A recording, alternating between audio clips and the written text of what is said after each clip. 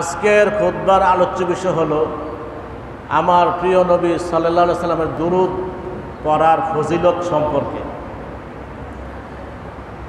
আমরা জানি আমাদের শরীয়তে কতগুলি আছে নিষেধ, কতগুলি আদেশ, আবার কতগুলি শরীয়তের পালন ফরজ, ওয়াজিব, মুস্তাহাব, সুন্নাত।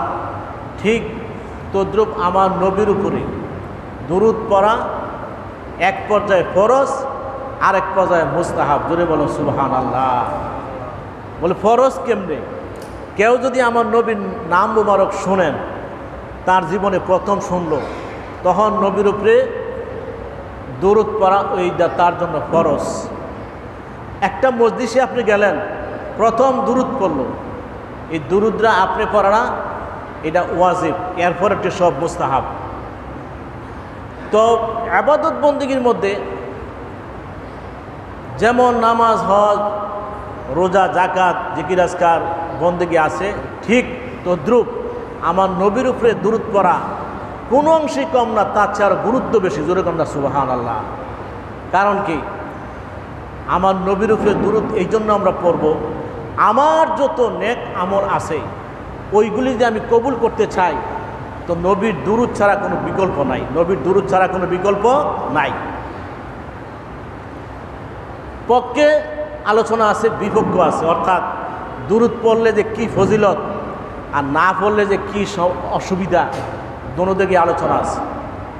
তা আমি আপনাদেরকে আগে নবীর যদি দুরূদ যদি আমরা না পড়ি তাহলে কি সমস্যাটা হবে, নবীজি আমাদেরকে সতর্কবাণী করছেন। কি করছেন? সাবধানতা প্রকাশ করছেন। যেমন ক্বালান নবী সাল্লাল্লাহু আলাইহি সাল্লাম রাগিমা আনফু রাজুলিন যুকিরতু ইনদাহু ফালাম ইউসাল্লি আলাইয়া। আল্লাহ নবী বলতেছেন, কোনো ব্যক্তির নিকট আমি নবীর নাম উচ্চারণ করা হলো, স্মরণ করা হলো, কিন্তু ওই ব্যক্তি আমি নবীর উপরে দুরূদ পড়ল না। আমার নবী বলে ওই ব্যক্তির নাক ধূলিসাৎ হয়ে যাক। জোরে কন্যা আউযুবিল্লাহ। আজকে আপনার আমার রাগ হইলে আমরা গালি দেই, ছেলে মেয়ে, স্ত্রী, ভাই বোন সবারই গালি দিই, তুই ধ্বংস হোক, এমন বলি না আমরা? আর রাগিমা আনফুস রাসূলের এটা হলো আরবিতে বলছে, বাংলা হইল সে ধ্বংস হোক। নাউজুবিল্লাহ বলেন। আল্লাহ নবীর জবানে কথাটা কত বড় লোট, কত দাম, যে আমার নাম স্মরণ করলো, যেই ব্যক্তি শোনার পরে সে আমি নবীর দুরূদ পড়ল না, সে ধ্বংস হোক। যেরকম নাউজুবিল্লাহ। এই বাণীটা কি সতর্ক বাণী না? অবশ্যই নবীর জমানে ধমক দেওয়া হয়েছে, আমার নাম শুনে যে কিনা করবে, দুরূদ না করবে, সে ধ্বংস হয়ে যাক। বন্ধুগণ, অন্য হাদিসে আসছে আল্লাহর নবী বলেন, আমরা বখিল মনে করি যার অর্থ সম্পদ আছে, কিন্তু বাজারে যাওয়ার পরে দেখবেন ভালো মাছ কিনে না। আপনাদের চারিপাড়া নাও থাকতে পারে, আছে কি না? দেখবেন ভালো জামাও পরে না, আর অর্থ ভালো আছে, সামর্থ্য ভালো আছে, ভালো খরচাও করে না। অর্থাৎ হিসাবি, অর্থাৎ বখিল, হিসাবি অথবা বখিল আমরা বলি না, কৃপণ। আল্লাহ নবী বলেন, হয় উম্মত শুনে নাও, তোমাদের সমাজের মধ্যে যার আর্থিক ভালো, যতটুকু তার খরচ করা দরকার পরিবারের জন্য করে না, সমাজের জন্য দান সজ্জা করে না, ভালো কাপড় চোপড় পরে না, তোমরা তাকে বখিল বলো না। না না, আমি নবীর জবান থেকে শোনো, ওই ব্যক্তিরা সবচেয়ে বখিল যেই ব্যক্তি আমি নবীর নাম শোনার পরে দুরূদ পড়ে নাই। আল্লাহর নবী বলেন, ওই ব্যক্তি সবচেয়ে বখিল যে আমার নাম শোনার পরে দুরূদ পড়ল না। বন্ধুগণ, তাই শেষ নাই, আরো কথা আছে দুরূদের ব্যাপারে। আমার নবী হযরতে ওয়ান উমর ইবনে খাত্তাব রাদিয়াল্লাহু তাআলা আনহু আন্নাহু ক্বাল ইন্না দুআ মাওকুফুন বাইনাস সামাই ওয়াল আরদ লা ইয়াসাদু মিনহা শাইউন হাত্তা তুসাল্লি আলা নাবিয়িকা। হযরত ওমর ইবনে খাত্তাব রাদিয়াল্লাহু তাআলা আনহু বলতেছেন, জগতের দ্বিতীয় খলিফা আমিরুল মুমিনিন হযরত ওমরকে চিনে না এমন কোনো মানুষ নাই। যে ওমর যেই রাস্তা দিয়ে যাইতেন শয়তান ওই রাস্তা দিয়ে যাইতেন না।